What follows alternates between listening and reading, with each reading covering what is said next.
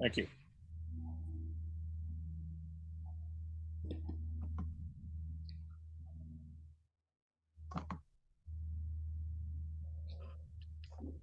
Well, since we have 4 and it's 6:01, we may as well get started. I'd like to start off with the Pledge of Allegiance. So I'll call the meeting to order at 6:01. I pledge allegiance to the flag of the United States of America and to the republic for which it stands, one nation, under God, indivisible, with liberty and justice for all. All right, the Secretary, Tom, can you take the roll call? You're muted, Tom. Thank you. Maisha Cole. Not present. Sally DeWitt. I'm here. Lorraine Humes. Jason Lindsay. I am here. Tom Panis. I'm here. Our member Joseph Camacho is on leave. And John Anderson, Chair. Okay, so we have a quorum of 4. So let's get started with the approval of the agenda. Is there anything on the consent agenda that we want to pull? We have the 2 sets of minutes and the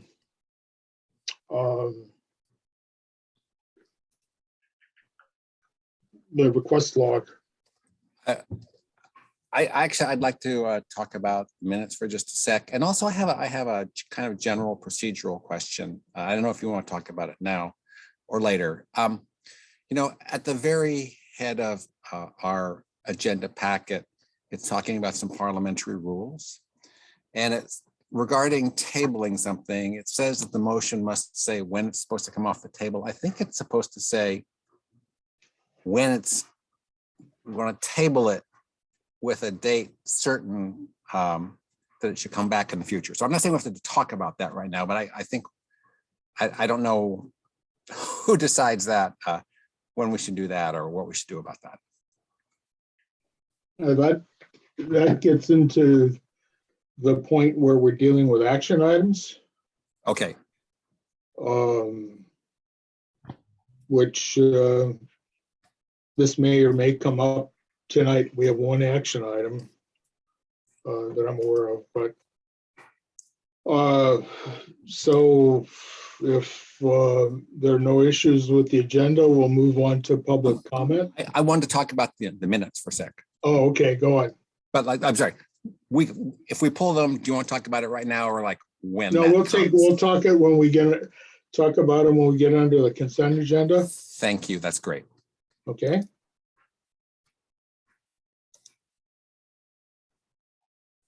So I'll move the agenda be approved with pulling the Both sets of minutes? Yeah. Both sets of minutes will be pulled. Okay. And we'll discuss those under the consent items. All right. Public comment for items not on the agenda.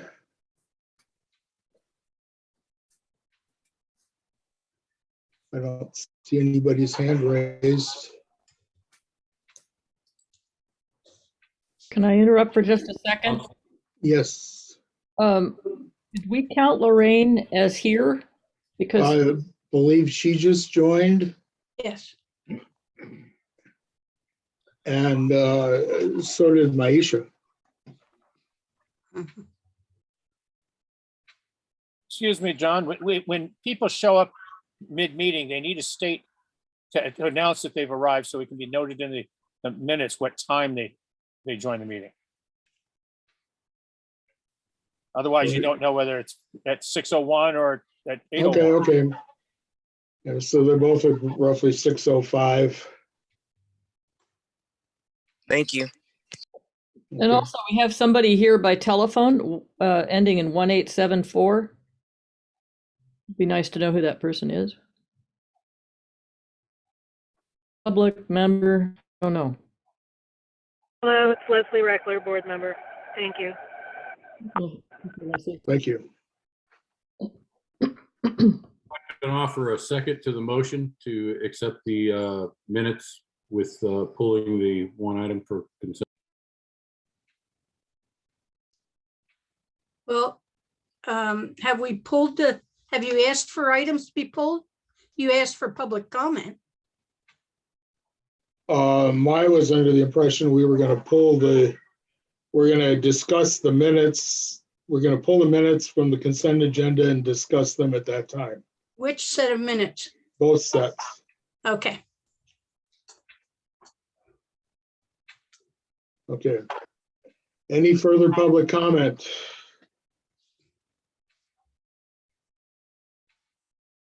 Okay, let's get into the staff reports, project status and financial reports. Melissa? Yeah, so this evening on the project status report, I believe that it was on the agenda, but we didn't post the report actually on Friday.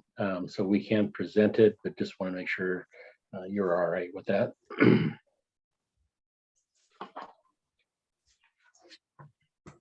Okay, All right, so Ms. Mejia will take care of do the presentation.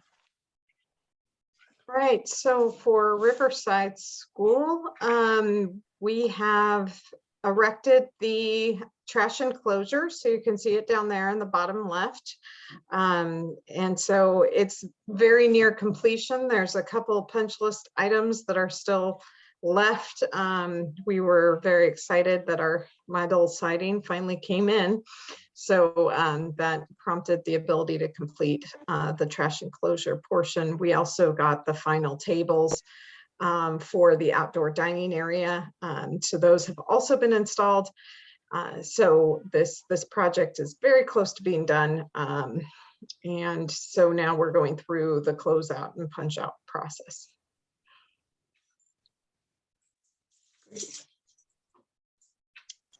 For Pinole Valley High School, we have been shifting our focus down to the bleacher area, the building F area, and the softball, baseball fields. So the top two pictures really relate to the bleacher area. We had some soils work that had to be reconditioned so that it'd be prepared to take the footings for the new bleachers. And so that's currently ongoing. Building F, the pad was established, the foundations were dug and rebar placed and concrete poured. So you can start to see really the outlines of the building taking shape. Just recently in this month, we've also put in most of the underground utilities and retrenched them. We had the inspection for the underground utilities 2 days ago and it passed. So moving on to adding the rock and the concrete next. For the softball, baseball fields, we were waiting for the soils to become more stable and dry. Luckily, we are there. And while no rain is not great for California, it is wonderful for construction. And so we are moving along nicely. Lime treating is happening now, as well as the laying of the underground utilities for that area. AB has also been placed over part of the lime treated soil. And as soon as the utilities come in, we'll be placing it over the rest of the site. So we are coming up out of the ground, which is very exciting for all of us. And so we have our monthly newsletters as well that have gone out to the newsletter list. And so those mostly recap the things that we just discussed. We are also denoting at Pinole High School that we will be impacting the parking lot from time to time. The bleacher work is right next to the gym, as you can see there. And so from time to time, although we're trying to minimize it, we will be affecting the parking lot. So if you are in the area, just be aware and please pay attention to all safety precautions that are posted or flagmen that are around.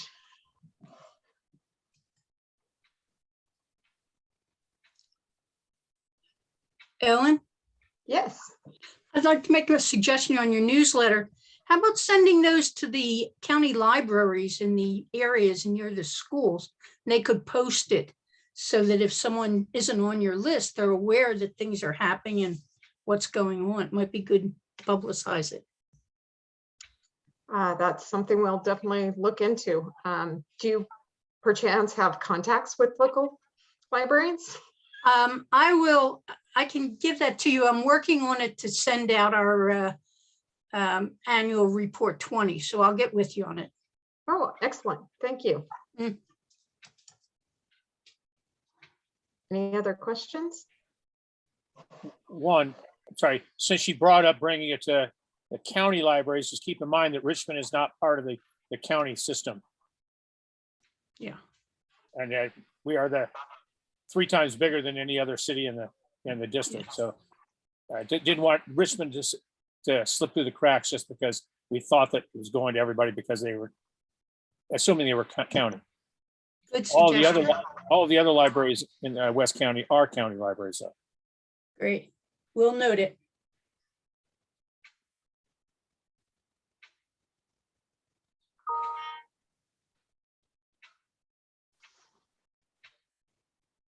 Okay, with no further project questions, I'll go ahead and kick off our financial reporting update.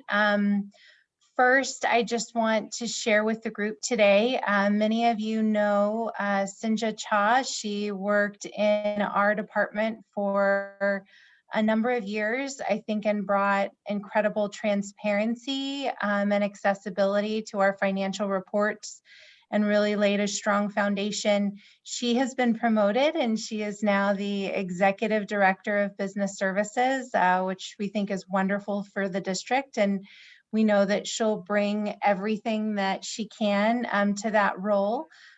She has provided significant training to the team that we have here, and she'll still keep an eye on us.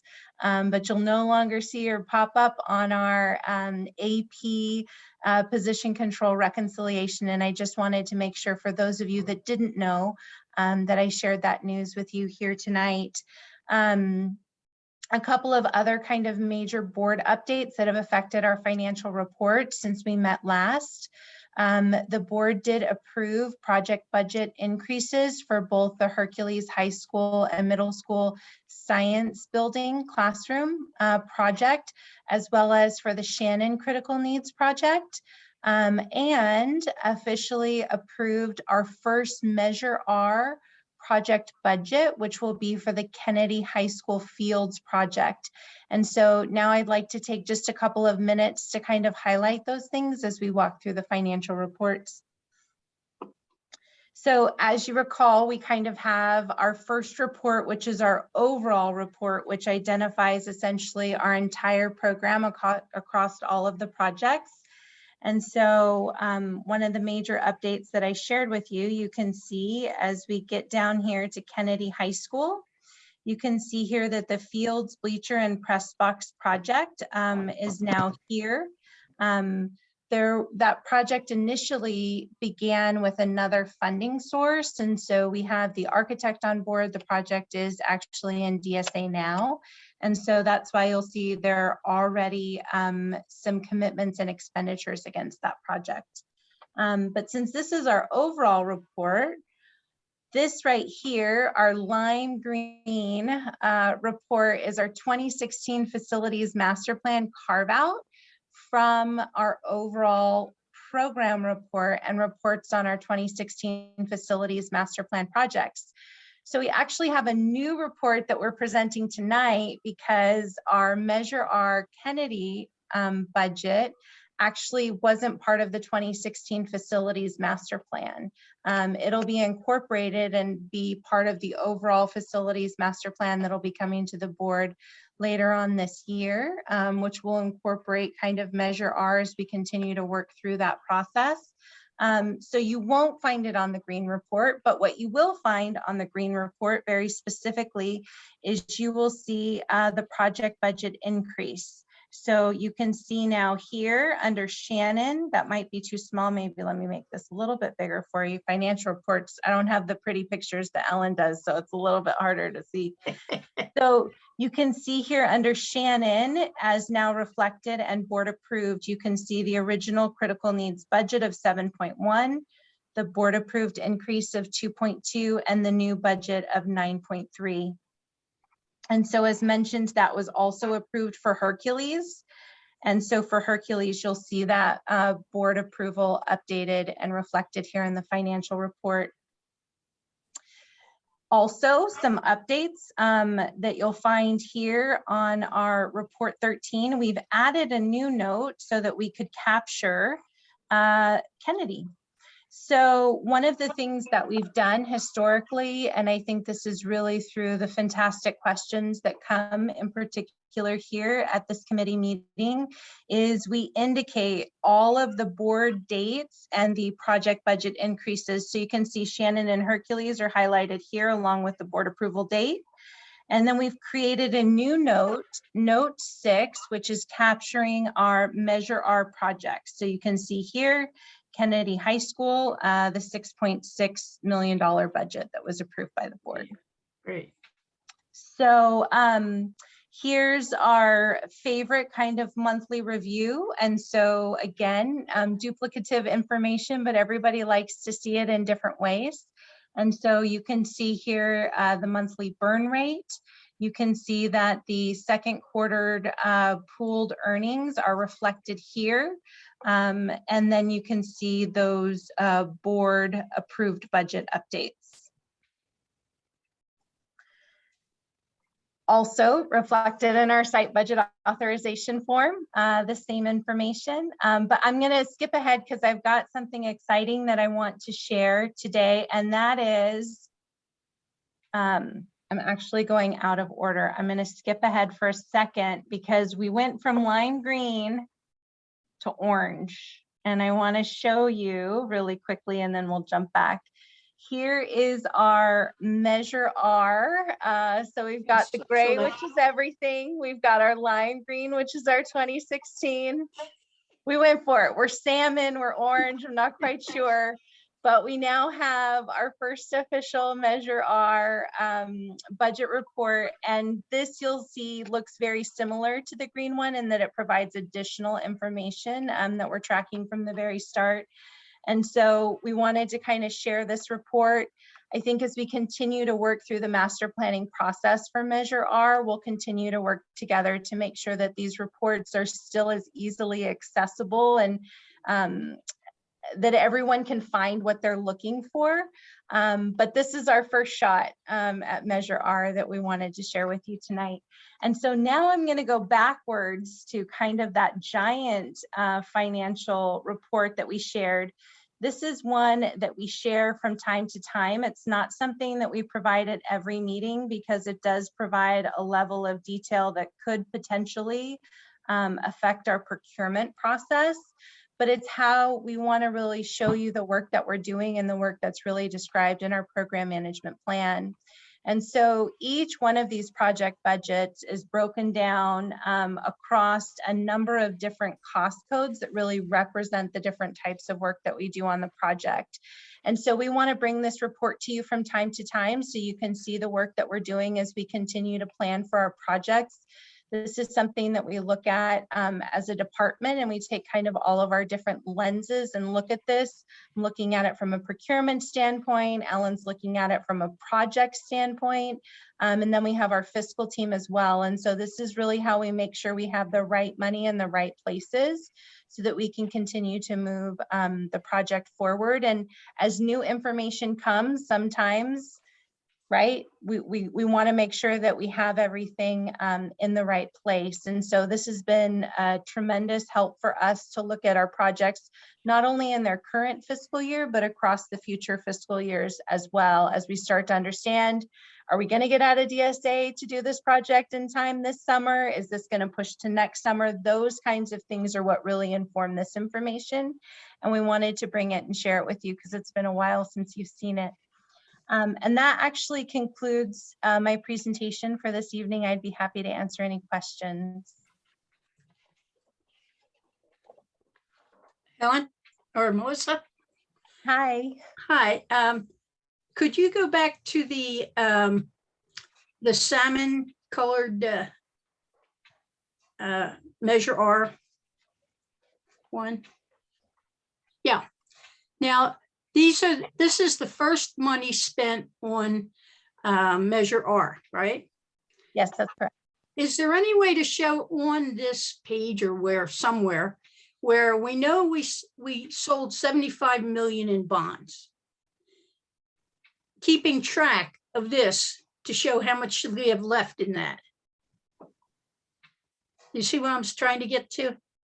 I do. I think it's a good question, and it's something that we're tracking across all of our different bond measures, right? So that's something that we have to keep an eye on to make sure, you know, we're in federal tax rate compliance, et cetera. So I'm going to write that down and hopefully come with a good solution. But I do think that that's valuable information.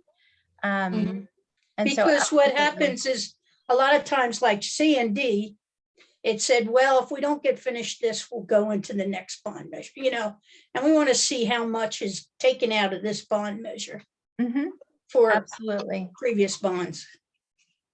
Okay, great. I think that's all I have. Any other excellent ideas or questions tonight? I have a couple questions. Go Yeah, for it. I have a couple of comments and questions. Go ahead, Sally.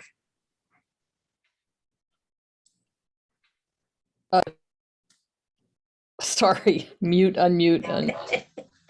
Oh, no, you go ahead, Tom. I'll follow you. No problem. You know, we have Kennedy up here on the screen, and I hope staff will correct me if I'm wrong. I have a sort of a feeling that I've always had a feeling that there's a certain amount of work that goes on a project, like before it's officially approved, that isn't, doesn't seem to hit the bond fund, or maybe it hits it and I never realized it hit the bond fund. And I'm just wondering, is there a place where we should be showing, you know, money that's spent preliminarily that actually budget has not been approved yet? Or am I a little bit off base on this and like that never happens? And Kennedy is an interesting thing because like some of this money came out of the previous bond as opposed to the current bond. So it makes it even harder to tell. So for Kennedy, so the Kennedy Critical Needs Project is the demolition of the administration building from the 2016 Facilities Master Plan. And that budget still exists as was board approved, but that's a Measure D and E budget. And so this is actually a new Measure R budget for the field, press box, and bleachers. So this was a project that we had already initiated using MRAD, which is a non-bond funded resource. Okay. And so we had started on the project because we go through and there were some updates that we needed to do at Kennedy, but as we were really undergoing this master planning process, we knew that the location of the field would stay the same. So this was really an opportunity to kickstart that project and provide equity in that project as part of the master plan for Kennedy. And so that's actually kind of the evolution of this project. I would say that the thoughts that you're having about a project planning for a project and working on a project and those things kind of taking place before they show up in the ledger and the financial books is absolutely true, because there's planning that takes place and there's also the procurement process that would take place. And so Kennedy is kind of an off example. We are doing the Kennedy High School and the Richmond High School facility master planning process now.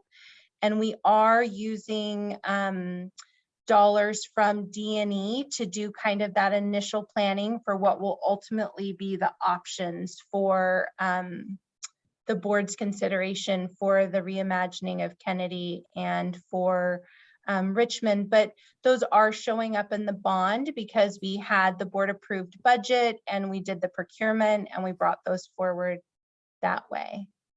Thank you. I mean, I hadn't realized this was going to be such a good example because there's a case of where some of it was paid with MRAD money, and which clearly is not bond money. So thank you very much. I had one other question on the AP checklist. Measure R is kind of where the big action is going to be going forward. And I'm wondering if it makes sense, or I don't know if other CBOC members have thoughts about having an AP checklist for Measure R spending as opposed to for previous bond spending, regardless of the measure. So one of the things I think we could do on the AP checklist to help kind of answer that question you have about where are these dollars coming from is here on our AP checklist, which I'll make sure is big enough here that you can see it. Do you see the short account here? Yes. So it starts with 21, which means bond fund. And then the next 4 digits, 9748, which could also be 9745. That actually tells you which measure. And so what I propose is why don't we add to our AP checklist the designation of what that account code is, so that in looking at this report, you would understand which bond measure that expense is being charged to. That'd be really helpful. Thank you for that suggestion. That seems very straightforward. That's all my questions.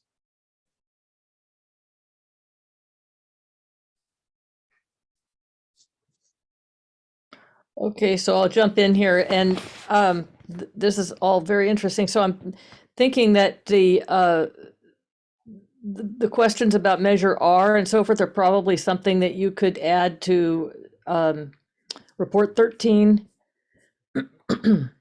Which is supposed to, the purpose of that report was to give a high-level view of the overall bond program, and then some details in context, in the context of the overall program. So that's just a suggestion. And then there was, yes. Okay, so then the other question was back to the big report, that big spreadsheet that you have that you show us every now and again, which is useful to see occasionally. I didn't recognize, you probably explained it at some point, but I don't remember what the explanation was. You reference a Munis budget. What is a Munis budget? So Munis is our financial system. And I apologize, we transitioned from our day work, which is working with our teams. And so we're talking kind of internally, and then we jump into a meeting. And so I apologize for that. Munis is our financial system. And so in our financial system, and essentially for all school districts, right, you have the general ledger, chart of accounts that's used across all of the school districts. Well, for us with our bond program, we use a subsidiary ledger that's called our project ledger. So we can do project level accounting. One of the things that's amazing and something that Sinja really brought to our team was the ability to do multi-year project budgeting in Munis, our financial system. And so that has brought, great strength to, I think, everything that we've been able to do. And so really, when it says Munis here, and when you see that on here, this is letting you know the fiscal year budget, because at the end of the day, we're still a school district. And so the bond program is just one of the funds that still needs to align with and be reported through all of the annualized school accounting that's required. And so the bond reporting will also be part of first interim and second interim and budget adoption, et cetera. And so we have our general ledger, which is linked to our project ledger. We do our multi-year budgeting, right? Because our projects are multi-year. But then we also have our annualized accounting so that everything matches up with the school accounting reporting requirements. Okay, that makes a lot of sense. It's all slicing and dicing, which has to be done, so. Well, and it's fantastic that we can do it in our financial system. And so those things are essentially linked. And then there's a monthly reconciliation between the two ledgers that's done by our team. Thank you. Any other questions or excellent recommendations tonight? I do just Melissa? want to, oh, go ahead. Yeah, I have a question. So we didn't have a meeting last week, or last month. And I would expect that at that month, you would have reported the finals through fiscal or through the calendar year ending 12/31/21. So we did do our monthly reporting. Okay. And one of the things that I would like to take a little bit of liberty to share, because I think that this is a wonderful resource for all of you to have. We have been doing some website work to try to make sure that this information is more accessible and available. And so, can you guys see the website now on my screen? Okay. So I wanted to just show you really quickly. So you're right. We didn't have our meeting last month. But what did happen is we still have to follow all of our processes, right? We still need to do our monthly accounting and our reconciliation, and everything's still happening every day. And so what we have now on our website is this use of bond funds and reports, which will bring you to a bond fund reporting website. One of the other things that we've talked about is doing some videos that walk anybody who's interested in how to read our reports. We're still working on those videos, but at any point you could go here, and if you would click on a report that you were interested in, say, for example, you wanted to know about the variance report and you click on it, this is going to be the archive of the monthly reporting. So at any point you could go and pull any report that you wanted to see. And so here you have your little accordion, you can expand all, and then you can see all of those reports. So while we didn't present the December reports because we didn't have the January meeting, we still publish those reports. They're available on the website. And this is now a resource that we're continuing to build on, and something that will make all of this information not only available here, but available historically as kind of like an archived library. Great. So the last little thing that I just wanted to share while we're doing staff reports is at next month's meeting, one of the things that staff would like to present, which will be a special report for next month, is just a status and an update on all of the audits that we're doing and where we are. I want to be very honest and forthright with the group. We're behind schedule this year. We have some staffing shortages and just some resource shortages, and we know that we have a compliance date to hit, and we're going to hit the compliance date, but we're behind our usual annual calendar just for audits.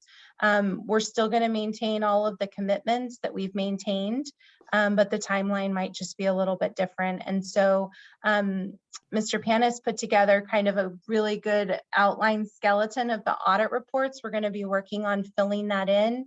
Then I'd really like to share a presentation to the CBOC next month to share just where we are with the audits.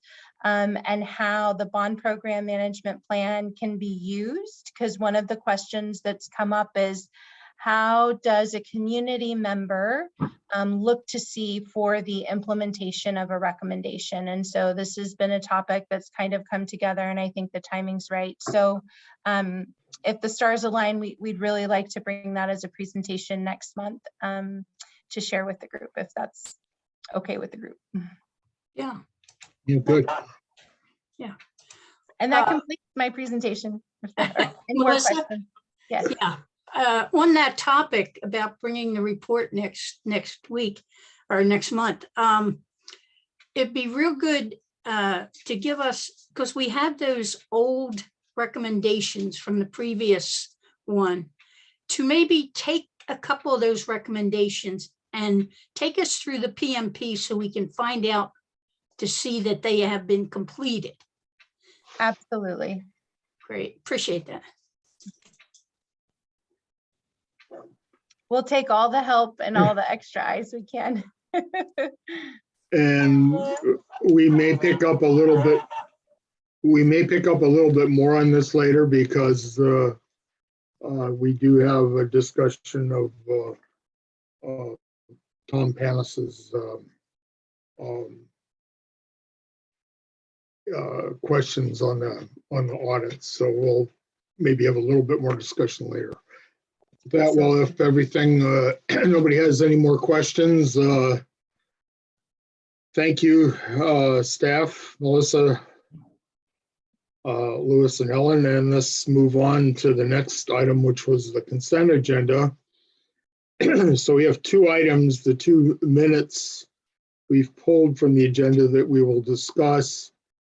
So there is only one item left, and that's the record request log, and that's approved by unanimous consent. So Tom, since you pulled them, I'll let you start off on the 2 sets of minutes with your comments.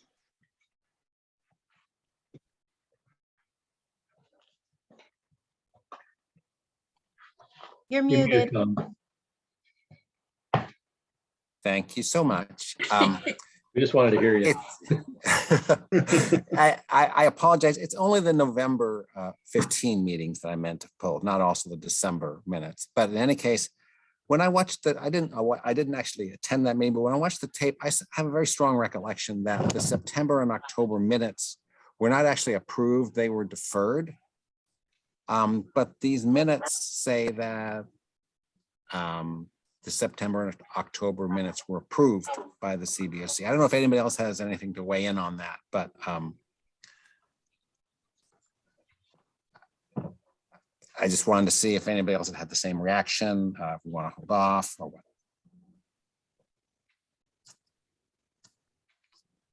Well, my reaction is that I do recall something along those lines about that time frame, and the memory cells are fading quickly, so to speak. But good call. Yeah, I mean, if they weren't approved, then they weren't approved.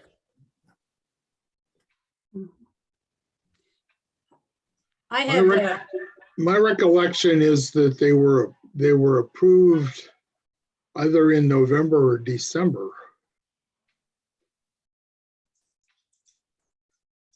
May I take this as an action item to actually go back and, Yeah, I should have done it before the meeting. I can just like make a short video of that section, and I'll either be right or wrong, but in either case, I'll send it to you, John, Yeah. and you can decide what to do with it. yeah, because the two that I had, when I started work on the meeting we planned to had in January and got canceled. The 2 sets of minutes that were out there were November and December, which we have on this. Yeah. Yeah. So with that, I have a Go ahead. comment Go on the December minutes. Could you go to page 60? Is it? Yeah, 63 in the minute section. Yeah, this is because during this is in the minutes, And during the meeting, we had changed the original resolution. So I just wanted you to see the final resolution that came out. Tom had them put this in the minutes.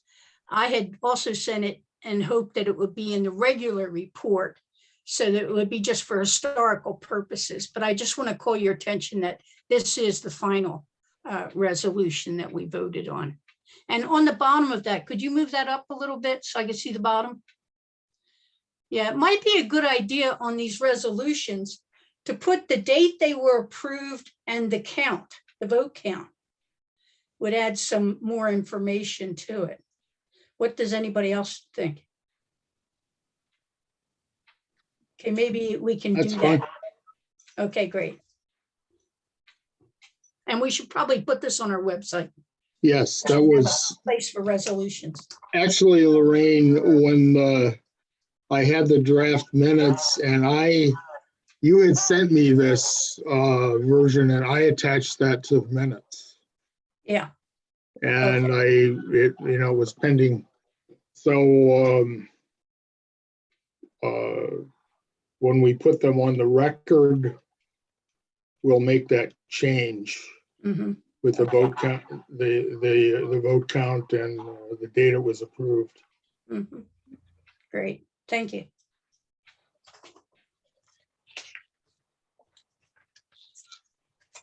So do I have a motion to approve the November minutes? I move to approve the November minutes. Oh, wait a minute. Was that I'm sorry.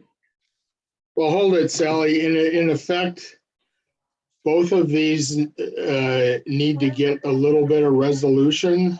Mhm. Tom is going to look at November, and I'll go in and change the information, put the information that Lorraine has requested. So we really shouldn't approve them until that additional review is done on November and the change is made on this attachment in December. So we won't take we shouldn't take any action right now. We'll table them until the next meeting. And hopefully we can just have them on the consent agenda. Any comments? Sounds good. Okay. Next item. Lorraine, you want to kind of report out on the annual report? Yes, would you take us to page 65?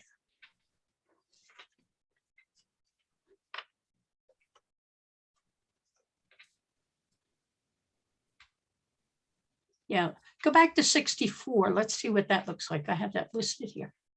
Oh, that's just, okay. We'll go to 65 next. We voted on this amended packet to be sent out to the stakeholders. And that packet consists of, first, this is the cover letter that'll go in the email. And of course, instead of stakeholder, it'll say, "Dear City Council," or, "Dear Senator Skinner," or whatever. And it's just a general statement of what is in this email. And then we have two attachments. The next page, please. Move it up next. Keep next the end of the cover letter. Keep going. This is the report. Now this goes from page, and this is just what we voted on last time. It's nothing new. It's the executive summary plus the table of contents. That's all. So this goes from page 65 to 66. So it's about 11 pages. And you've seen this all before. That's the table of contents, yeah. And after that,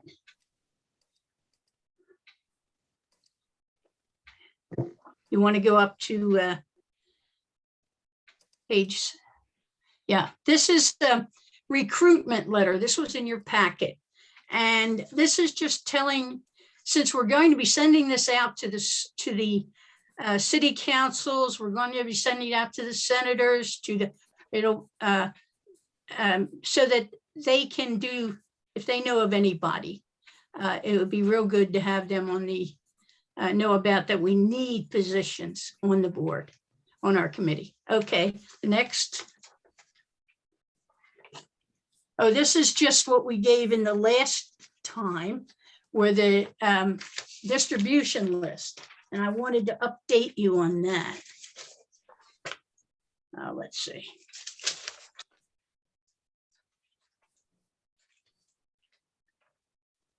Here. Number one, I've gotten the packets together and I've verified all the emails to send them to. The city councils, I have their clerks, et cetera, that will go out this week. The county supervisors, number two, as Don had suggested the last time, we don't need to send it to all the county supervisors. So I'm going to cut that one out. I'm not going to do that. Number three are the two district county supervisors that deal with our West County school district. District one is for Supervisor Gioia. Now that he takes care of El Cerrito, San Pablo, Richmond, and then there are two MACs, which I'll explain later. El Sobrante is a MAC, and the Pinole. He takes care of Pinole from East 80 out, like our Pinole Valley High School would be in Gioia's supervisory district. Then the second supervisor is, what is his name? Glover. Yes, you're right. Thank you, Glover. And he takes care of downtown Pinole and Hercules. I checked this out with Gioia's assistant today to verify this information. So as far as the MACs, Don also brought up, and these are municipal advisory committees. And Gioia, underneath his district, there are certain city, unincorporated areas, do not have city councils, et cetera, but the people who live in those unincorporated areas have expressed interest to have some sort of government over them. So he has set up these municipal advisory councils. They're volunteer councils. They have members that have a certain period of time. You have a president, et cetera. There are only, there's a North Richmond MAC and an East Richmond Heights MAC. Also for El Sobrante, there is an MAC. There is none for Rollingwood because the people in Rollingwood have not expressed an interest in setting one up. So I'm sending it to those also. The California State Representatives Skinner and Wicks, the Assemblywoman Wicks. Number 5 is the California Department of General Services. I looked up this and I was thinking, well, this was somebody we should send it to. So I contacted it. Under the Department of General Services is the Office of Public School Construction. And so I thought, well, they'd be a good person to send it to, but they're not interested in our county bonds. They're only interested in the state bonds.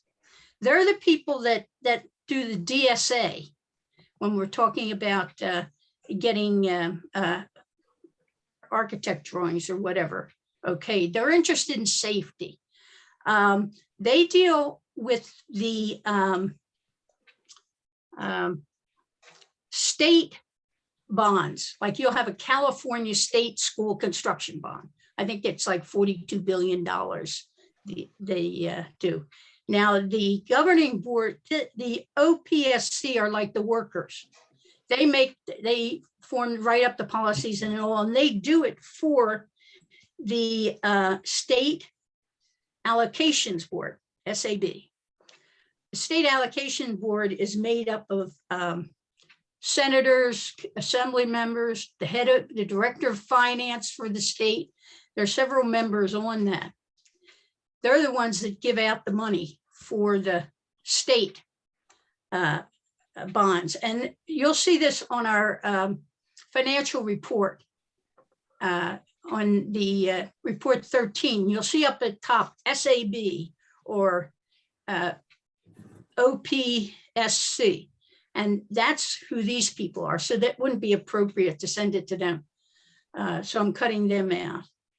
The PTAs, I sent to each of our required representatives, taxpayer, business, PTA, and parent people. And I asked them to send a packet to their groups and to advertise it, and asked them if they want somebody to come and talk about it with them. I'm working with Maisha on getting a group mailing for the, Maisha is the president of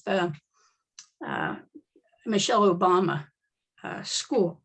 And she's looking into getting one. There must be a group mailing list for the president, PTA presidents, and we'll try to send it to them too.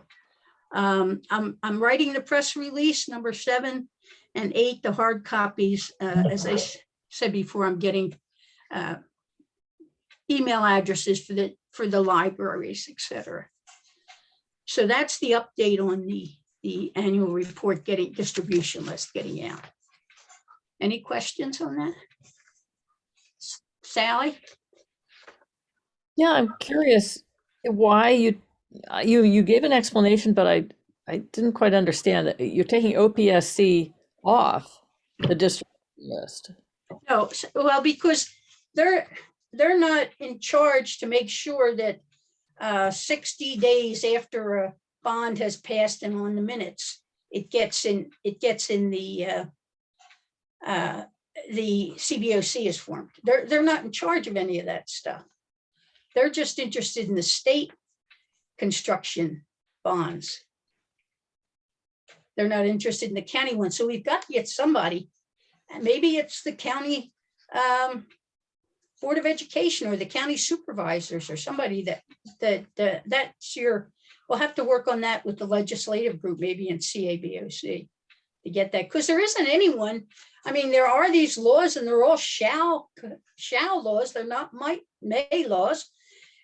Like the idea of 3 months after the performance evaluation is completed, the board has to give us a report on their answers.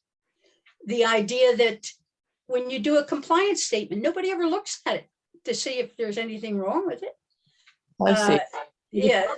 Sending this to these various legislators and including the county supervisor is to alert them to certain elements in the report which are out of compliance or not meeting expectations or something like that. That's the purpose of doing that. And like for the city councils, hey, Pinole City Council might be interested in the construction that's going on in Pinole, finding out more about the construction, that sort of thing. Yeah, so it's more or less alerting the others, but we've got to get some legislative body. I mean, it says you have to have 5 categories in your CBOC. Well, suppose we have some CBOCs. I was trying to get membership for the CABOC, and we contact the district CBOs. Some of them haven't formed a CBOC yet. Now, why are they using funds? Why are they allowed to still do construction if they haven't met this requirement. Okay, but the discussion here at this meeting is all about, this is your suggested list of stakeholders. Yeah. I got it now. Thank you. Okay, sure. Don? Thank you. Perhaps before I start talking, you can scroll to page 68. 'Cause that'll be my second and third items. But you were talking about your distribution to unincorporated parts of West County. And you mentioned, of course, El Sobrani MAC, the North Richmond MAC, and the East Richmond Heights MAC. You mentioned also Rollingwood says they don't want a MAC, but you also have Montalva Manor, you have Terra Hills, and you have Kensington that are all separate unincorporated areas. We've got 7 distinct unincorporated areas. I don't know how Supervisor Joya, because he's all falling under his jurisdiction. I'm not sure how he could get the word out to the people in those communities if they don't have a MAC, but it's just, I just thought I'd throw some more stuff on your lap to deal with. Yeah, well, but is Kensington isn't in our school district? Okay, then we got to better stop paying for their schools. Do we pay for Kensington's? I didn't realize that. Absolutely. And Oh, okay. they attend our schools. Oh, all right. Okay, so will you send me an email on those and I'll check with Joya's office on that. Okay. Lorraine, Yeah. real quick, since we turned to page 68, on the bottom of that page, you put a date in there for membership for served prior to, you got it 29/21 instead of 2021. Just pointed out. Oh, okay. Okay, thank you. It's a little future. I appreciate it. Page what? 68. Okay, great. Thank you. That was actually the next item I was going to bring up. It's good to think in the future, but not necessarily 900 years in the future. Because if we stick with this whole global warming thing, I think it's maybe parts of Kensington will not be submerged yet, but my house certainly will be. But the other item is just a question. There on that same page on the left-hand column, you've got a list of the CBOC members at the end of 2021. And I'm just thinking, should you list the members of the CBOC when this item was approved or when this during the year that it was covering? Yeah. I mean, we're talking, if this is a 2020 annual report, shouldn't this be the list of CBOC members in 2020?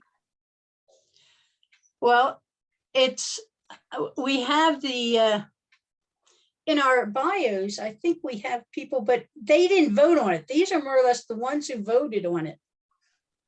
Well, perhaps you ought to So we say that. have the ones, we have the executive committee, and we have the members, and we have the members that were not on there at the time listed.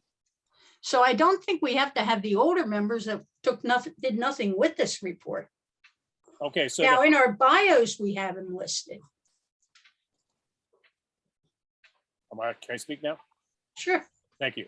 So the members of the actual CBOC during 2020 are not relevant. That's what, okay, when I'm looking at this page. Give me a I'm not name. seeing- I'm not seeing any references to the people that were actually on there during the year that this was supposed to be reporting on. What name? Give me a name, Don. Well, I mean, if we're gonna listen names, well, Guadalupe and Lana is a good example. Oh, okay. Well, Guadalupe, they were on it, they didn't vote for it, and they didn't put anything into it. Okay, so this has nothing to do with who was actually on the CBOC. This is only the people that were voting on it in the past couple of months. Yeah. Okay, and now I understand now. Okay, Disagree. But right. Okay, thank you.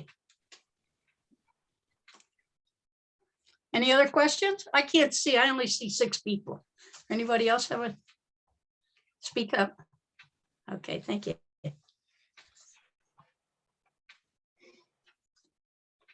And that's mine for that.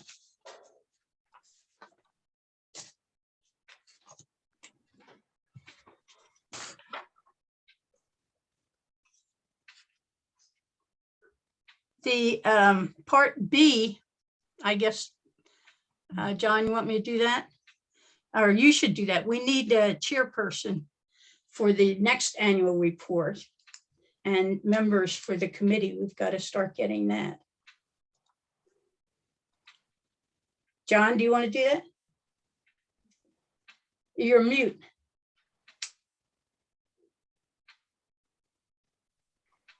Do we have we do need a volunteer for someone to chair. Lorraine has been involved in this for several years now, and we need to get a new person involved as the chairperson. Tom, would you consider chairing it? You've done it before.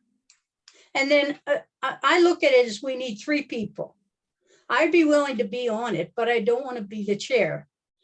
And we should have a new person on it. And you've had experience with it.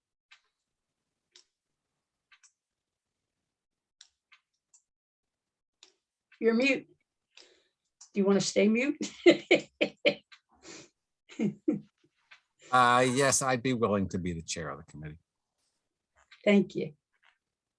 It's important that we get this thing out. And I'll just stop there. Next one, I'll be the chair. Okay. So I'll add here my perspective, which is after quite a few years on the committee. I won't be on the committee this year. And it's a very important role. It is the one thing that we are destined, if you will, by statute to put out, which is the annual report. It's not a nice to have, it's a must have. And it's very important, especially with Lorraine's vision of putting this out in front of the politicians and all the various organizations, which is very important to do. So I encourage others that haven't been on this committee to step up and be on this committee and participate. You have some very able people, both in Tom and Lorraine, to guide you through that process. Yeah. That's my pitch. I know the first time I was on the committee, the annual report committee, I was just on the CBOC. Of course, I was nominated for chairman of it, which I turned down immediately. But I was more or less just along for the ride to learn what was doing and to helping out. So the new person that would be coming on, it's mostly a learning experience for your benefit. Everybody in the committee is going to be doing something on this report.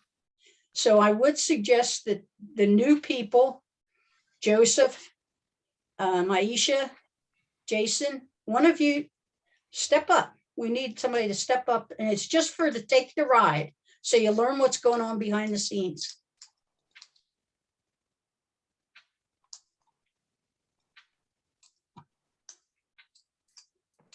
I'll second Lorraine's comment.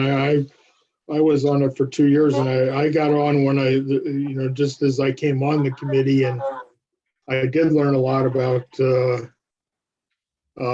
what the financials meant. Yeah. It's a good quick way to learn, I guess I could say.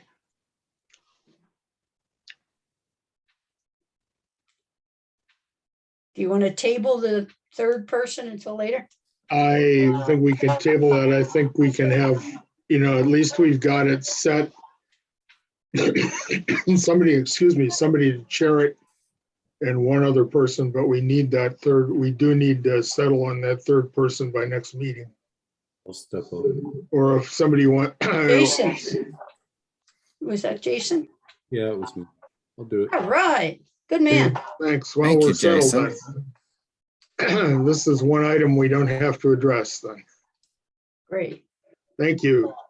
Do we have to be nominated or? No, you appoint them, don't you, John? Yeah, they're just appointed to the committee. Okay. You won't regret it, Jason. You just learn a whole ton here, and you don't have to come aboard knowing pretty much anything. So, good job. You Excellent. don't have to sell me on it. That'll chase me away. Okay, I think we're finished with the annual report, and let's get on to Sally has a resolution that she's proposing, and we'll turn it over to her and she can give us the background. And then we'll discuss then we can go into the resolution detail and talk about a vote.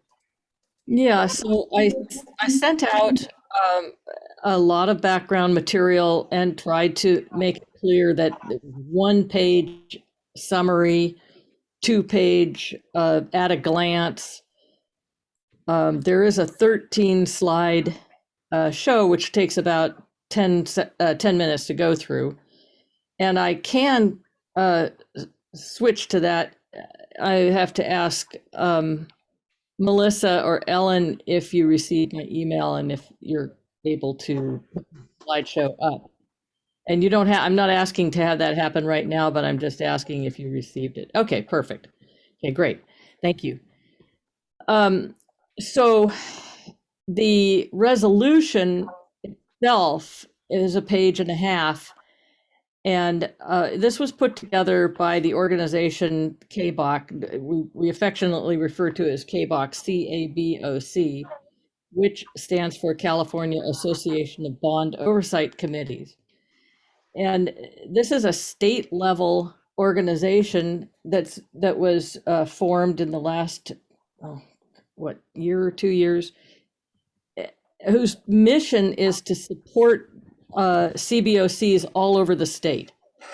And we do that through training and also proposing legislation. So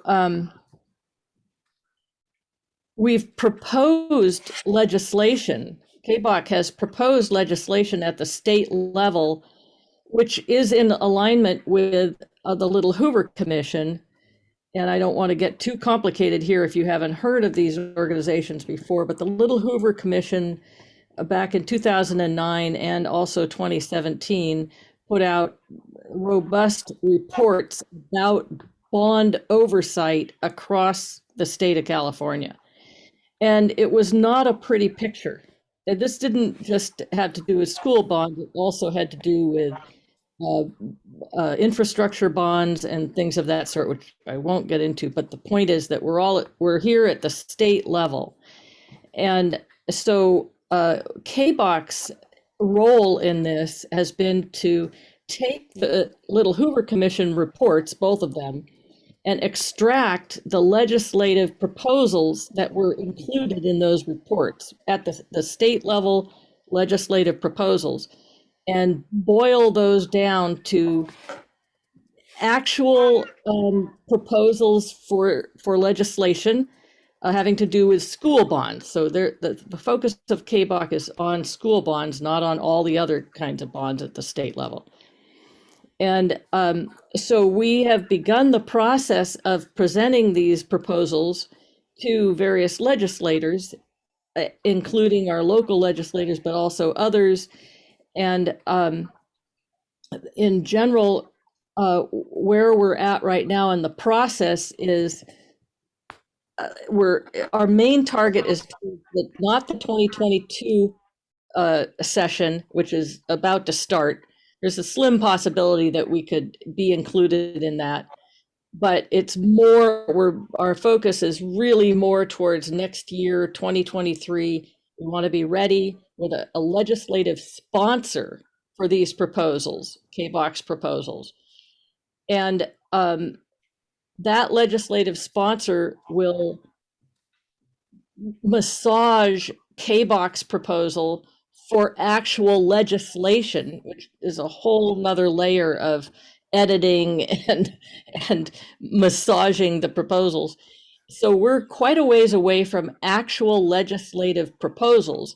So what this resolution says to our local legislators, Buffy Wicks and Nancy Skinner, is this CBOC is saying, we are aware of what KBOC is proposing, which is, really, you have to take it on a high level, a bird's eye view.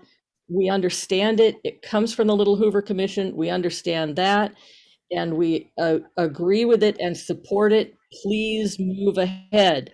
Please help perhaps by being a sponsor of the actual legislation, and so forth. But this bond oversight committee is getting on board, saying, yes, thumbs up, we want our local legislators to take action. And so that's what this resolution is really all about. The first page, if you scroll down here, the first page goes through the background, the Prop 39 background, how did we get here, basically, a little bit about our local bond measures and the promises of independence and strict oversight, which come from the statutes as well. We're just referencing what is local here for our local legislators. And then if you could get down to the next page and to the actual resolution. Therefore, be it resolved that the West Contra Costa County CBOC recommends implementation of KBOC's legislative plan as attached as attachment A. So that's the first thing. The second thing is that this resolution be transmitted to Senator Nancy Skinner and Assemblymember Buffy Wicks with a strong recommendation for passage of the bill. And 3, that this resolution be placed in a position of prominence on the website of this CBOC website to encourage others to advocate for the passage of the bill. So that's the basic resolution here. And I just want to say that as a member of KBOC myself, this is really my first exposure to politics even at the state level. And what this represents is a basic grassroots effort. We're pulling up from here we are locally to our local legislators to say, please take action. This is reasonable. We'd like you to go ahead. And they can't, Nancy Skinner and Buffy Wicks, they cannot take action without knowing that their local constituents, which would be us, support them. So this is what we're telling them, that if they take action to support what KBOC is requesting, they have our back. We have their back. We're supporting them. So before launching into any kind of 13 slides or whatever, I want to field some questions of our members here that would be voting on such a resolution, and see if how much more information that you need, because I know that Lorraine, John, go ahead. Yeah, John. Uh-oh. There you go. On mute. Okay. Measure on item number 1 under the resolution. Which of the documents constitutes attachment A? The legislative plan itself is, I believe it's 6 pages. Okay. And that would be, I think, the last one in the whole string here. Okay, so it's the Association of Bond Oversight Committee legislation program number 22. You do have another document there that's the legislative program at a glance, which I take it summarizes the proposals. Yes. Yeah, And I emphasize, John, that this is not legislative language that's being used here. It's because that would be done by the legislative sponsor. Right. Okay. So attachment A would be that 3rd or the 5th, which I put in the agenda. The 5th item, which is the long document. Yes. Am I displaying the correct document? Yes, the last one. Hang on just a second. Oh, and that's evidence of need. This is the 7-page. 6 or 7 pages. It should be the one at the very end. Yes, it should be the one at the that starts out headed at the top, California Association of Bond Oversight Committees Legislative Program. It says 2021. That's because we started it. Yeah. Okay. So it's on page 104 of the packet. Mhm. Yeah, I'm sorry. I took all that out, so I couldn't reference the 104 in the agenda itself. Okay. Thank you for that. So this would be, okay, the full resolution includes your 2 pages plus the 7-page document. Mm-hmm. Okay. Yep.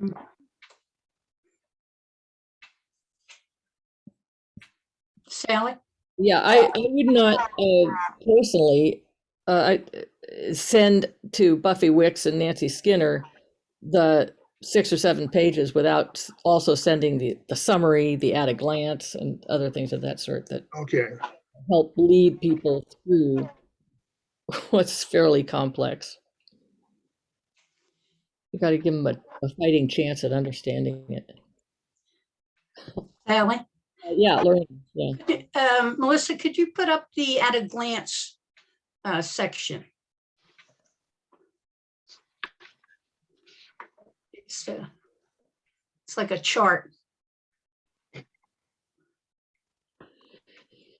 Yeah. And go down a little bit. The section that, let me see if I can see it here. Engage the district. Scope and select. Oh, here. Number 2. It says CBOC shall conduct an entrance-exit conference with each auditor and shall receive draft audit reports at the same time. Yeah, aren't we supposed to get audit reports now at the same time? Or is it just the final report we get at the same time? So that is part of our board policy, our current. Oh, it's our local policy. Includes delivering the draft report, and that's in advance of it going to the board. Right. There's another one that says. Oh, talks- hey, just a second, Lorraine, because I want to make a comment here about your question, which is a very good one. That column on the left, the heading of it is Little Hoover Commission recommendation. Yeah. So basically, the Little Hoover Commission recommended that be done, and the CBOC proposal is over to the right, and it has to be viewed that at a glance, the whole proposal has to be viewed as statewide. So the fact that we do it locally, thumbs up, we do it locally, but it needs to be done across the state. Yes, that's good. Now, there was one part that talks about the CBOC taking part in choosing the auditor. Yeah, that's Lorraine, that's actually right up at the top, and I was going to ask a question about that as well, because that's really in looking at the summary, the only one that I really stuck out for me is because by doing that, you're not really, the purpose of this is to have the oversight and review. You're actually participating in the process if you're selecting the auditor and determining their scope. It seems to me that if the determining scope part would be something that comes in the legislation. In other words, there's guidance in there that tells them, this is what they shall do. But it just seems you're not really independent if you're involved in choosing who the auditor will be, and also their scope of work. Yeah, well, what I would say to this is that the proposals that CBOC is making have come together through a quite a few bond oversight committees from across the state from that experience that they have had. And I'd also add that this is a long, long way from actual legislative But to me, it just implies that it muddies up the water, I guess is the way I look at it. I mean, because I'm involved in doing oversight, on other entities' work, and I'm having them do oversight on me. And they're never involved in the scope of the selection. They're just stepping in to see, are you following practice? And I think that's one item that this one, in other words, there needs to be a definition of what's involved in that. Certainly we could sit in on the COBC can sit in on the meetings to understand what's going on. Yeah, But, I hear what you're saying, John, but what I think what you're referring to is this Little Hoover Commission recommendation number 2. So let's just make sure Yeah. that we're on the same page there. And Little Hoover Commission's reports were done after witnesses gave testimony for quite some time, and they were fairly. I mean, we could go back over the Little Hoover Commission reports and who exactly the witnesses were and why they made this particular recommendation. But I'm trying to make sure that you understand that this CBOC legislative proposal is based on that Little Hoover right, Commission. well, I have my own experience with the Little Hoover Commission. They're not always right. Fair enough, and it's reasonable to push back on some of this, but just keep in mind that we're just a long way from legislative language. And I see a hand from Maisha and also Dawn. I think Dawn's hand was up, so go ahead, Dawn. And you're muted. All right, yeah, I had to unmute myself. Okay. I try to keep it off, make sure my crunching in my dinner here is not being too loud. I understand that this is pushing towards statewide legislation and not something locally. And I know that sometimes we don't like to hear about the way things used to be here in our own local community. But we used to have school boards that welcomed the participation of CBOC in interviewing our auditors. And when I was the person that helped with that about a dozen years ago, my intervention saved the district over $225,000 on our performance audit, just a performance audit. Okay, I mean, they welcomed that because they weren't, the staff people weren't as well informed about how our performance audits happen than as others. We also had boards that welcomed the input on the scope. In the past several years, we have too many board members that want us to just disappear. Stay home, be silent. They don't welcome our input. They don't want our input. A lot of it depends upon the boards that you've got and even staff members. Okay, so how does this relate to the resolution itself at hand here? You're right. I'll shut up. No, I'm not trying to shut you up. I'm just trying to see where it goes to this resolution. Lorraine, Maisha, sorry. Thank you. I just wanted to say that I think you all are getting into the weeds way too much.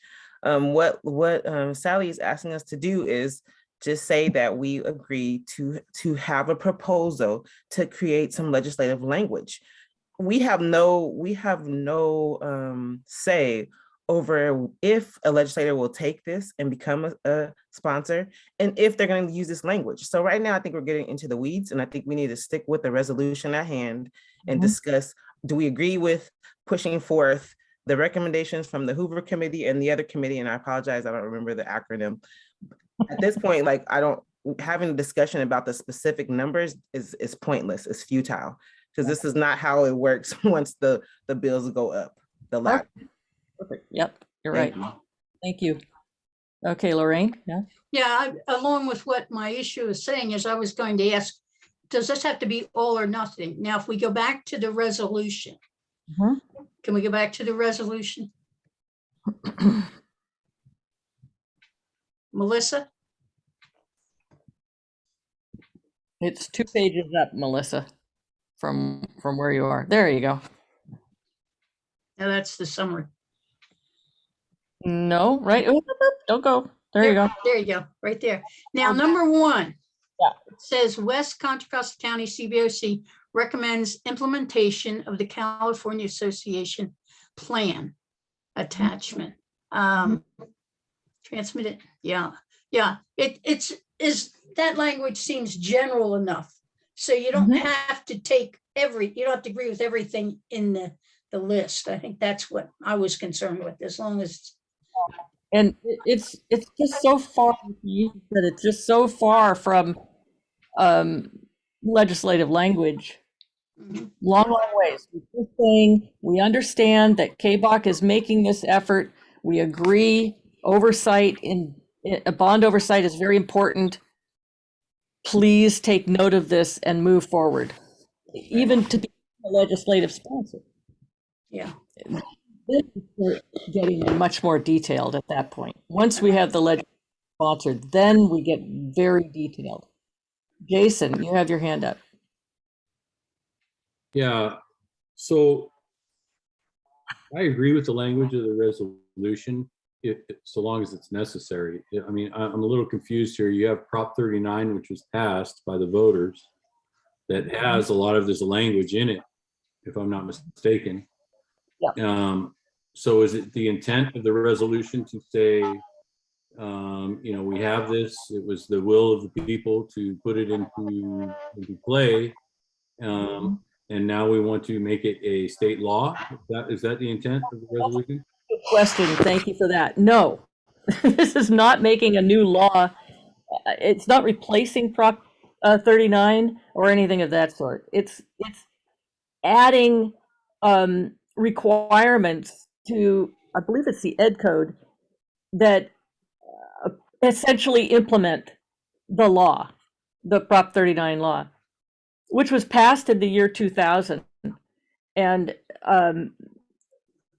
the Little Hoover Commission came out in their first report in 2009 and said additional laws are needed to strengthen oversight in light of the law of Prop 39 and then some others that had to do with other infrastructure and such. And then they reiterated that in 2017. So it's been a long, long time coming. These additional tweaks to the law to essentially implement what the high level law, which was Prop 39, said, we've known that these things are needed, and we need to move forward with this now. And at our level, we've seen that there's, things that we would change if we could, but this is the way it is. And so we're not the only ones that see this as far as bond oversight committees are concerned across California. And they're starting to clamor for it and say, legislators, take action, do what you need to do. So playing the tape through, this resolution gets passed, say, it gets carried by one of our legislators or a couple of them, and it's passed at the state level. I'm assuming, since we have a state senator that we're asking to carry it. What's the teeth in the bite? What's the teeth in the fight? So you're In the asking, bite, that's what this is all about, right? There's no bite. What was the quote earlier there? There's no bite in the teeth, or teeth in the bite, or whatever. oh, right. The watchdog has. Yeah, whatever the quote was.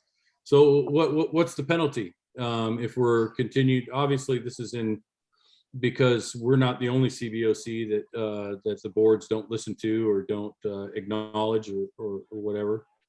Yeah. So what is the penalty for them to continue this type of action? If obviously, if this type of resolution is needed, this is, we're not unique. And it's happening everywhere. So I would assume that there would be some kind of penalty that goes along with this if this type of behavior from boards continue. One would assume, yes, one would assume. So example, a simple example is that the compliance audit for that we put out in our annual report every year is a very simple compliance statement. You spent the money for projects that were included in the bond measure. Well, many of those bond measures are very, very generalized, highly generalized. So if you spent money, it doesn't represent a very tight oversight. Because you're saying the bond measure is so generalized that if you spend money in a general sense on a school, essentially you've met the bond measure. But what CBOC's proposal is that the bond measures need to reference the facility master plan and the projects that are in the facility master plan. And then if that were the case, that's a tighter hurdle. You have to jump that hurdle instead of just a highly generalized bond measure. It's more specific, and then you would have the ability to say if that the bond measure has to be tied to the facility master plan, then this money has to be spent for the facility master plan. If they didn't, well, then it's not meeting the bond measure. So it's a bit of a circuitous. To assume that that's not the case now. That's not what's happening now. People are just saying, "Oh, we'll spend money over here. We'll spend money over there. Essentially, we'll spend it on the school, so it's all a-okay." It's all a-okay, right? And yes, I mean in our own local district, we see an increasing movement towards tightening up the facility master plan and making sure that money is spent according to the facility master plan. I really applaud that effort, but that's not the case in other districts. It should be the case. And so this legislation is designed to say, look, guys, do it the right way. Do it the way it should be done instead of just, the way that you want to do it, because who knows why. It lessens the ability to have any oversight when everything is highly generalized. But that's only one aspect of it. And I could go over the individual, but aspects of it or elements in the proposal if you want me to. But as Maisha said, we may be too far down into the weeds there. And basically what we're saying is strong oversight is needed, and CBOC, drawing from the Little Hoover Commission's reports and basing these proposals on that, is headed in the right direction. Support them, move forward. This is, Are you seeking a motion for support of the resolution? I'll second it if you make it. So moved. I second.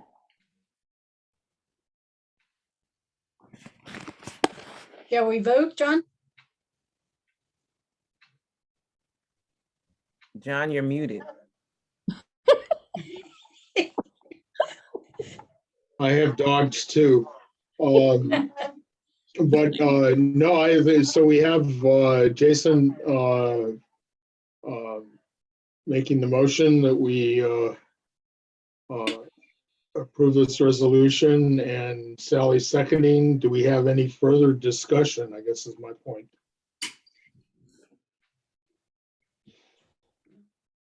If not, I'll have the secretary call a vote. Okay. Lorraine, Yes. Sally, Yes, Jason, Aye. Maisha. Aye. I am a yes. John, Aye. did I miss anyone? I don't think so. We have one absent. Yeah.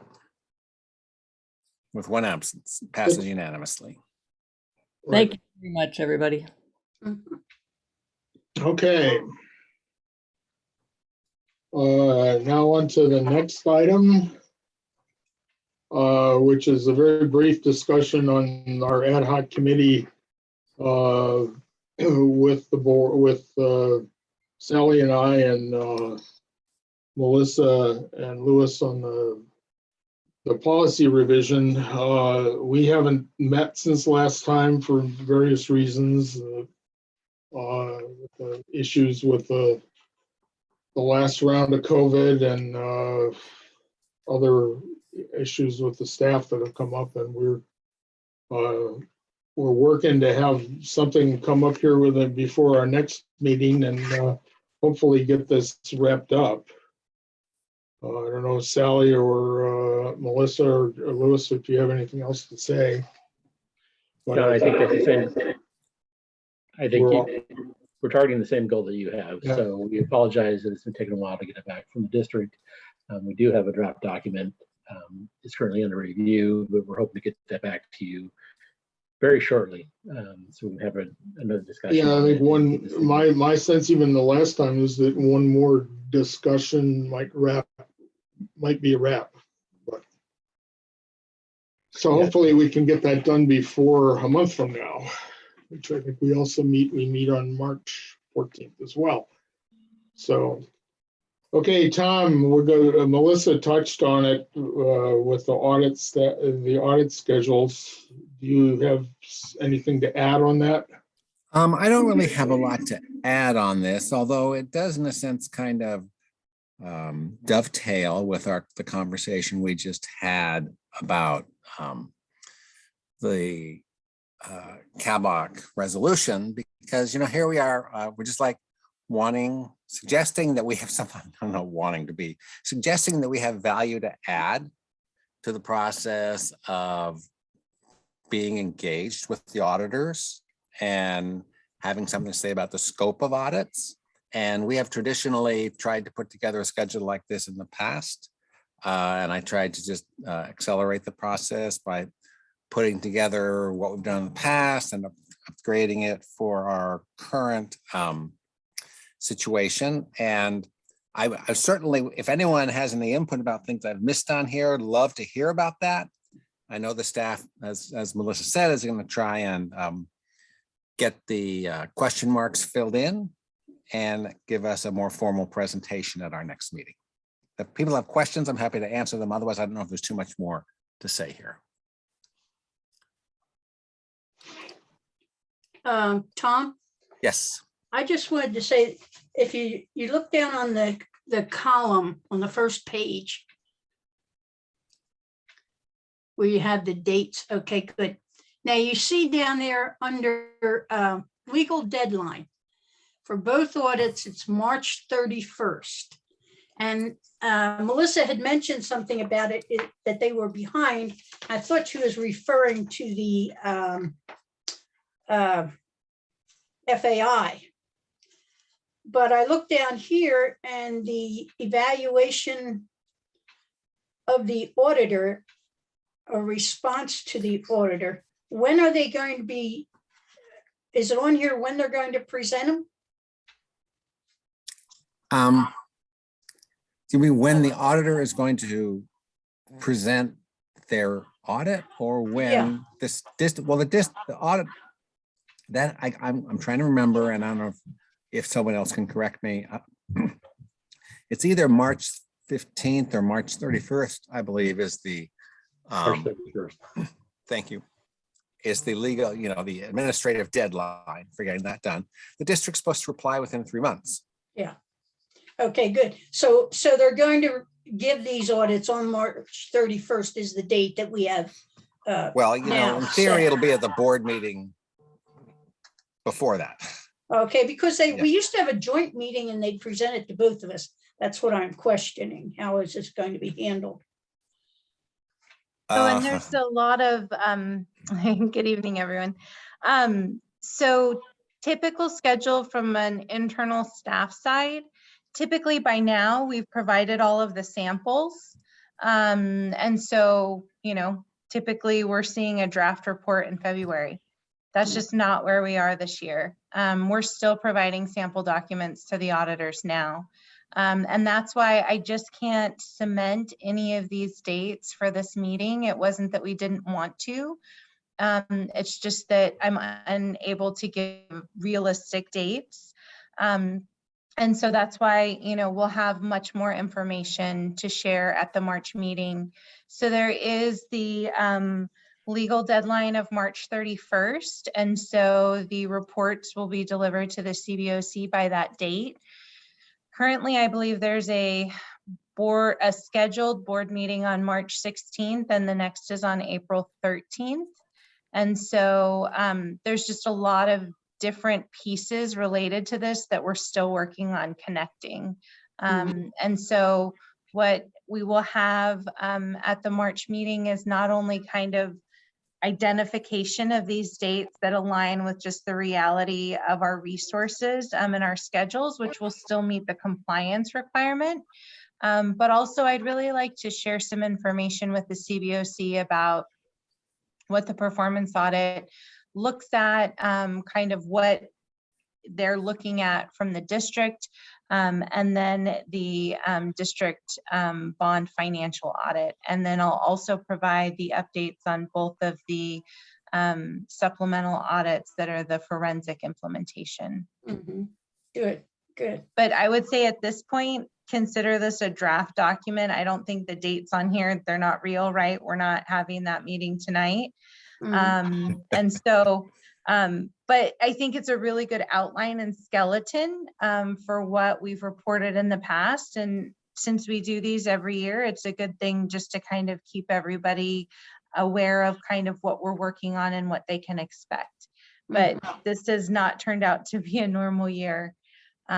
So we will meet the compliance deadline, but we are behind schedule. Okay, and so since it's going to be at a school board meeting, we're not having a joint meeting, would you please let us know as soon as you know? Because our March meeting is not, you know, is in about the second week of March. So it's going to be something special we'll have to attend to see the report. So the board meeting Presentation. may be after March 31st. So for example, Yeah, that's okay. Financial audit is due by December 31st, and it's being presented at the board meeting, I believe, in 2 days. So it's being presented in mid-February. It was due December 31st. And so we will still do those presentations. We will still meet our CBOC policy. It's just usually we're doing drafts in February and doing finals in March. We will have the report delivered to the CBOC per the requirement of the March 31st date, but we're not where we would like to be this year. Right. So, but the report is it going to be given by Christie and Bailey? Absolutely. Are they going to be given to us or to the school board? That's what I'm saying. Should we make sure we get to that school board meeting? Both. So, okay. They'll present to committee and they'll present to the board. It may, you know, the timing on that, I just don't have solidified yet. That's fine. That's fine. Thank you. Last year we did it on April 1st, if I recollect. I don't know. And what I would do, sometimes I like when the opportunity presents itself to try to connect dots. So Lorraine, when you were sharing about OPSC and how their interest is in the state bond measures, the second page of this audit summary is talking about the these are the state bond dollars that we've leveraged with our local dollars. And so these audits are done and submitted to the state. And so, yes, OPSC has an interest when we receive state bond dollars. And so we completed these 4 audits that are listed here. We completed them last year, and there are, there's 5 audits, state bond audits that we'll be doing between now and June. So I'll add that information. And so this is a really good example of kind of the statutory audits for local bond dollars that are required by Prop 39 that Sally was sharing about. And then page 2 really kind of focuses on the state bond dollars that we've leveraged and the audits associated with them, which go through OPSC. Very good. Thank you. Now, Tom, this would be a good example after Melissa gives us the dates and all. This could be considered a report that we put on our website. You know, this chart. That's true. I think it would be, I mean, maybe internally the district has some kind of schedule like this, but I've never recall seeing, you know, a schedule like this public available that anyone can go see it. Not that some people are everybody in the district doesn't go searching for this on the CBOC website, but I think it would be nice to have this out there. Yeah, right. Or at least whatever well, I think it'd be good for the public to see this sort of thing. We've got to do more reports and put more things out there, and they don't all have to be 130-page reports. It can be something small. Yeah. Okay, thank you. Good. Anybody else have questions? Okay. Brown Act training, Lorraine. Yes, we need to go to page 116. Okay, this is an email that I sent to Don about potential training and things to do. You know, there are a lot of housekeeping all that we have to do, and everybody's got to take part in it. We've all got to share the load here, and if we all do it, we're not going to have to do the whole thing by ourselves. So I have 4 attachments that I put in there. Attachment 1 and 2, I'll talk after this one, but this is attachment 3. It's and it's the next one up. We need to start training. The Brown Act is an act that is for all public meetings, and it's a state act, I believe. And there are certain things like you have to have the agenda up 72 hours for the public to see before you have your meeting. Things like that are requirements. We're supposed to be doing training in the Brown Act. And I thought to start our training off, this would be an easy way to get Brown Act training. I went to the CBOC website and their resources. And this is the First Amendment Coalition's California Brown Act primer. The Brown Act is several pages, and this is a nice overall view of it. So we have this, and I suggest that to do the training for the group, why don't we have somebody volunteer to read this act? And there are 2 other attachments. One is an article on AB 361, which was a law passed by the state amending the Brown Act for remote meetings. Like, for instance, the Brown Act says you have to post an agenda so the public can see it where you're going to be having the meeting. Well, if we have Zoom meetings, that would, if they were sticking to that literally, we'd each have to post one outside our house, and you have to let the public in. So that's ridiculous. So there are amendments to it, and that's Act 361. That's an attachment I'll have. A second attachment is Governor Brown extended the 361 into 2022. And that's an article on that. So there are 3 pieces. One is the primer, One is the Act 361, and one is an article on the extension of the act. Ultimately, we'll all read these three things for our training. But right now, I'd like to get someone to volunteer to read these in 2 weeks and write questions on the important points, like how long do you have to post your agenda, that sort of thing, when you find it in the material. That will be that person's training.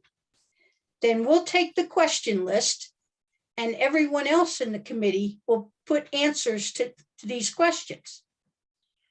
We'll discuss it at next meeting, and we should be able to say everybody's had Brown Act training. We're not going to grade these answers or anything. We may have a certificate, if you think that might be a good idea, to sign saying you've done this training, and sign and date it. But right now, Maisha, could you maybe read this? I mean, you're going to have to read it before next month anyway. Could you read it in the next 2 weeks and send me questions, 10 questions or whatever of the salient parts? Great. All right. Thank you. And then I'll send it out to everybody else. Any discussion on this idea? No, I think it's good. Okay, great. Thank you. Thank you. Well, we'll just segue into the next part, and that's on our ad hoc committees. Yes. Brain? This is on page 134. Okay, this is we're just throwing out things. We have certain ad hoc committees in the Brown Act. You'll find out the difference between an ad hoc and a regular committee. We don't want regular committees because they have to have schedules and you have to have an open meeting and stuff like that. So we want ad hoc meetings. And more or less, they're just doing projects, things that should be done, looked into. And I've gone through different suggestions for the different committees: Annual Report Committee, Financial and Forensic Audit Committee, Performance Audit Committee, Board Policy Bylaws Committee, Training Committee, Site Evaluation Committee, Review Ed Code Committee type thing. So that these could be, someone could come up with an idea. Like, let's look at the first one. I was going through on the financial and forensic audits, Project A. I was going through the annual report, and I noticed that we have a performance audit history, but we don't have anything on the financial audits. So I said, well, I wonder how many financial audits Christie has done. And I looked back through the annual reports, and I found that they've done it for 7 years. And I said, that's an awful long time. They're 7 years, the same auditor doing the same thing.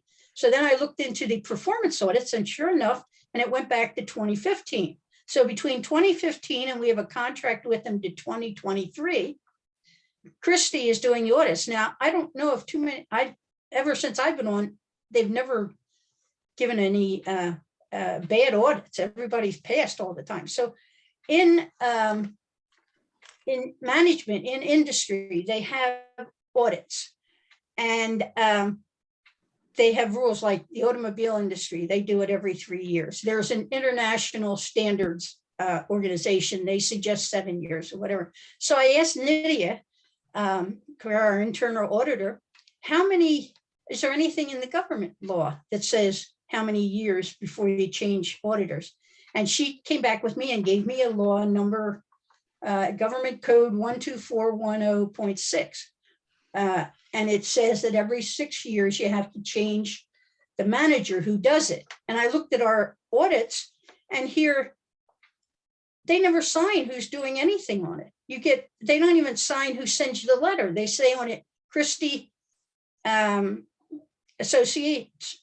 Christie White Associates or Bailey Associates. So there's no documentation there saying who did that audit. And so it's a project to look into. We could work with Melissa or the auditor or whatever and find out who these people were. Nydia did come back to me and said, well, in 23, they're going to change the Christie manager is not going to do it. But it's just a project to look into, to see. And there are several of those. So what I would like to do is, if you come up with a project, shoot it to one of these audit committees, and each of us join one, say 2 people per audit committee or whatever, one that you're interested in, and think of projects that we might do. If somebody comes up with a project and it deals with the performance audit, shoot it to them. If you want to do it, fine, I'll work with them on it. But so we can get some projects going here, just get some reports into the system. Another thing is that under training, there are several things that like I hit off with the Brown Act, but there's several things like, do you know what the school district organization chart is? We know Lewis is here. We see Melissa. We don't really, until I looked into it, I don't know where you fit into the whole system organization. Helen and Melissa are under Lewis. So it might be nice for us to do a project on that in training. And it might be something of, let's take a tour of the WCCUSD website and show us where these things are. Do you know where to get the master plan? Where on how you would work your way through the district website to do it? Do you know on our website, do you know where to get it? The performance evaluations I found on their site map on the district. It wasn't listed in any special place, the archives of their performance. So that could be training. So there are a bunch of little things. So read this over for next time. And maybe, you might come up with some ideas and we can get something going. Now, down at the bottom on the maintenance, there are certain things that we need to do. We need to monitor district meeting agendas for items that deal with CBOC. When they decided to sell bonds again, they never even told us. Somebody happened to see it on their agenda, and then we found out it. And here they had a presentation that night at the board, and we were never even told that they were thinking of doing selling bonds. But they don't have to tell us. We're monitoring them. They're not working for us. So we've got to start monitoring them. So we need a volunteer to say, all right, I'll check out the district's agendas. If there's anything on CBOC, I'll shoot you an email and say you're aware of it. Monitor the superintendent Friday memos to see if there's anything on the CBOC. I don't know, Tom, are there any other meetings that give you general information like those? You're mute. No, it's the board agenda that is usually the most fruitful place to find CBOC related items, to a much lesser extent. The superintendent's memo, although occasionally there might be a meeting about a school or something like that. Okay, good. So they're the 2 main ones. That's good. Number 3 there, Google Alerts. Anton told me about this. I said, how do you know all this stuff that's going on in the district? He said, well, he puts it in Google Alerts. We found out about a Wall Street Journal article stating our district had been selling bonds, and the people who bought them were flipping them and making millions of dollars on it, and we had to pay more taxes on it. So, all right, we have nothing to do with selling bonds. We have no control over it. But we sent a letter to Dr. Wold and said, hey, we found this and this. It raised a red flag. Could you explain it to us? So he came and told us about it.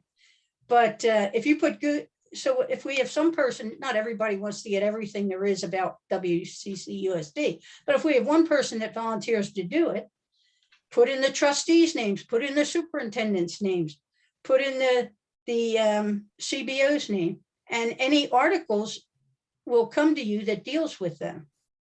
Number 4, monitor attendance of the members. I saw John has that tonight. That's great. Monitor the roster so you know when your term is over. We used to have that in there. And it takes somebody 2 minutes to do it every month.